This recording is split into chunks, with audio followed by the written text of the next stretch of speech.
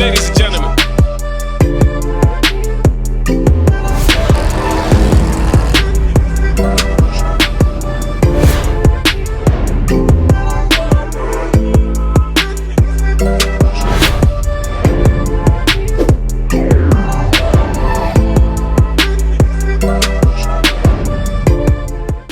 What's going on YouTube? I am back with another video, and as you can see, I am in Toro, which makes this a little bit of a car video. Now this isn't a meet, this isn't anything like that, but this is for my guys that are on edge of, you know, should they get a Charger, should they get a Challenger, what are the pros and cons, what I like, what I dislike of my 2015 Dodge Challenger RT. So this is going to be the 5 things that I hate about the Challenger, all right, mine specifically. Now, I like 9 out of 10 things on this car, right? So it's not that I wish I had a different one. It's the tiny things that I would change that would make this car pop or make it just that much more worth the money that you spend on it, all right? So top 5 things that I hate about the Challenger. All right, you guys, so yes, I am at work. And shout out to this for parking beside me today, keeping me safe.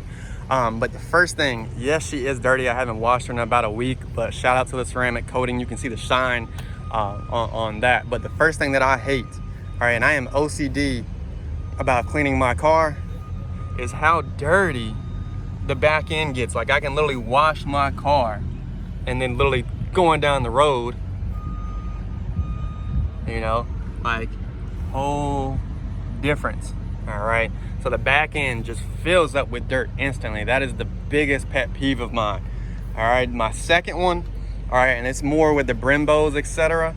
And I do have ceramic brakes and pretty much everything I can do to prevent it, but brake dust, man, like, and it even cakes up on mine because I kick up a lot of brake dust.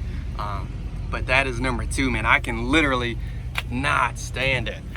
So yes, the first 2 things are quote unquote cosmetic as far as, you know, keeping the car clean.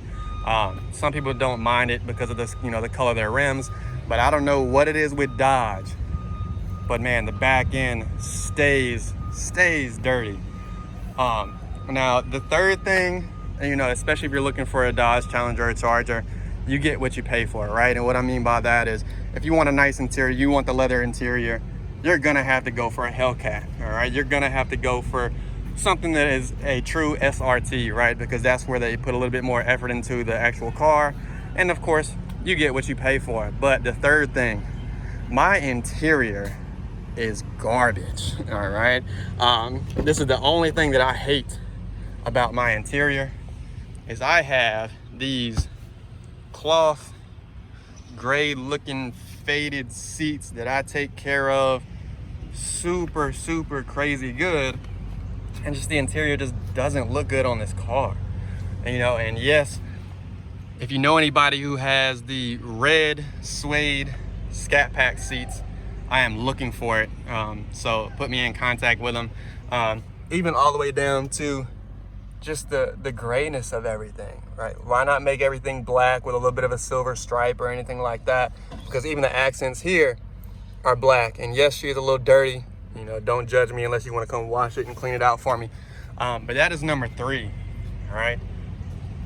Number 4, all right, is gonna be how the car looks stock, okay?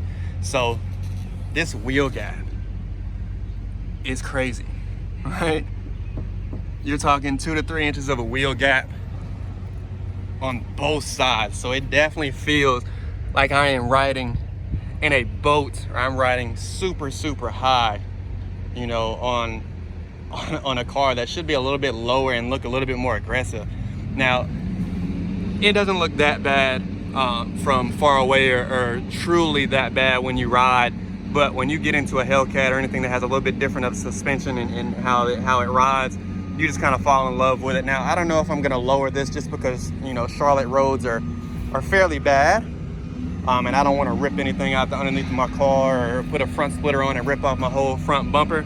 But that is definitely number 4, but it's not major on my list of things to get done. But those are the first 4, and the last one is super minor for most people, but for me it is major. All right, we have a 5.7 liter engine in this car, and we're only pushing what, 370 something horsepower. You know, that is terrible. Like, we are super underpowered for how heavy the car is and what it is. So again, that's something you definitely want to look at when you go to pay for the car, right? If you want a little bit more horsepower, obviously 6.1s and 392s and 6.4s, things like that in the scat packs. If you want a little bit more horsepower, a little bit more fun, obviously you're gonna drop a little bit more money on it. All right, so it's just all up to you and what your specs are. So I just feel like Dodge underpowered this car. Now, obviously in 2 days, or July 2nd, they're dropping some huge news, and I'm hoping it's the 426 Hemi and things like that, because those are gonna be right at what the car should have already been at. But yes, those are my top 5 things I hate about the car, all the way from, again, the brake dust. All right, it just cakes up, and I literally washed my car this weekend. It is Tuesday. All right, and then number 2, the back half of the car gets dirty no matter what you do. Literally, like, terrible. Okay, number 3, how the car sits stock. 4, of course, my interior. And then 5, it is a underpowered car for sure. You know, even the Mustangs 5.0s have more power than we do, which is kind of sad, because I'm not a Mustang person. I'm not down in Mustangs, but this car definitely looks, sounds, and feels a lot better than a Mustang, you know, the one that I drove at least. So again, if you haven't already, like, comment, subscribe. Let me know what you hate about your Charger or Challenger in general, and be ready for some changes. And we are also going down to Atlanta this weekend, so be on the lookout for some lives, and of course some good video. I'm meeting up with SRT Keys 392 Kid and a few people at Caffeine and Octane on Sunday morning. And that's a wrap.